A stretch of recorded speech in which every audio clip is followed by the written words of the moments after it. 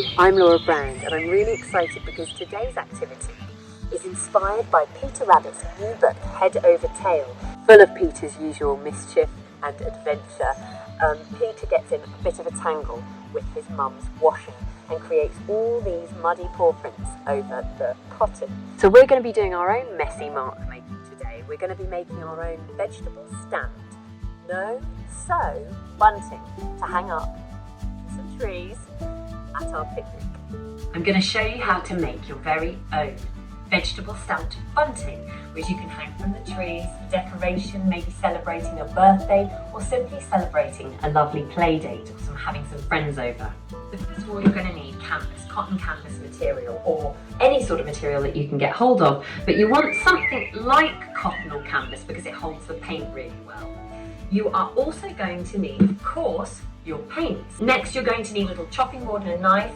Again, this is going to be the bit that the adults are going to do, and some vegetables. So I'm going to show you some stamps with a pepper, a green pepper, a lemon, a carrot, mini carrot, a cauliflower, a celery, and a little radish. So first off, we're going to prepare our triangles for the bunting. 1 square of fabric, first of all, draw your triangle. It can be any size you want. You'll draw one out.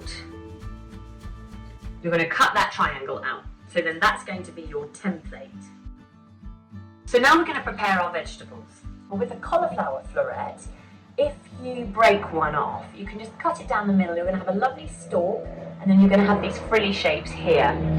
With the radish, which is an easy one, I'll show you that right away. The radish becomes a really sweet little stamper, so you can make dots all over. Really nice for a border or anything really. So you just cut it in half, and then you've got your stampers.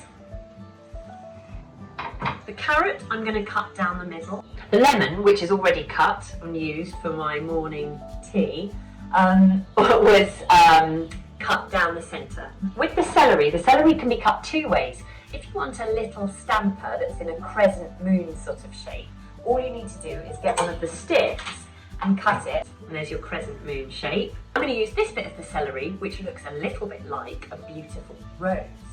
For the pepper, I'm going to cut it about here, because I don't want it too big, because my sheets, they need to fit on the sheets really. I'm going to use this end for the peppers. So just using a sheet of kitchen roll or a tea towel, I'm just going to quickly just dab my vegetables on the tea towel just to dry off a little bit of that extra moisture.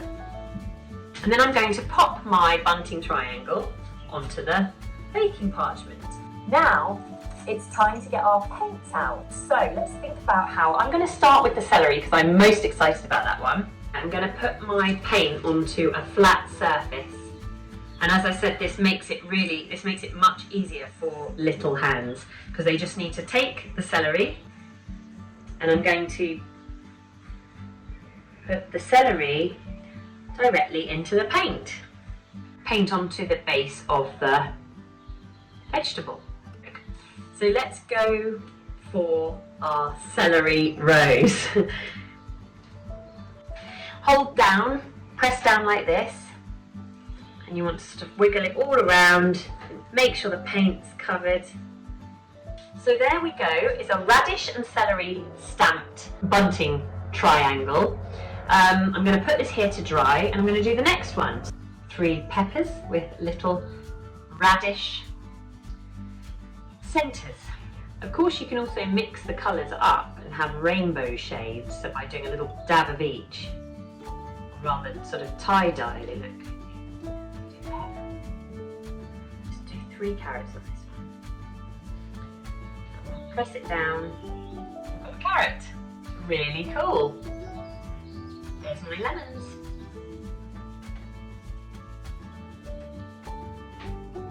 Okay, so I made some triangles earlier because I wanted to be able to show you how to thread through. So I'm going to now get one end of my thread. I'm not going to cut it yet, so I'm going to leave it all. I don't know how long I want the bunting, but we can move them around like this. We're not going to tie them on, we're just going to loop them through. Now, using a pencil, we are going to create a little bit of lead. There's going to be a little lead hole. About here in the corner, we are going to poke our pencil through big enough that we're going to be able to thread our string through. We're going to do the same on the other side.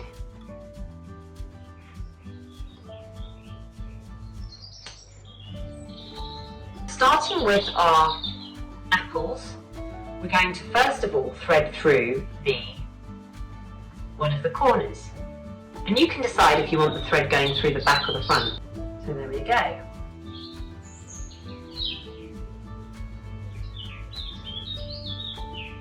And we've hung our first piece of bunting.